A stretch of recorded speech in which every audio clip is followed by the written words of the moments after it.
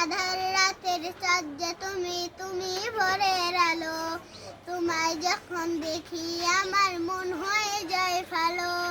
ভগবান ভগবান, আমি চাঁদকে বলি তুমি সুন্দর নয়, ফুলকে বলি তুমি মিষ্টি নয়।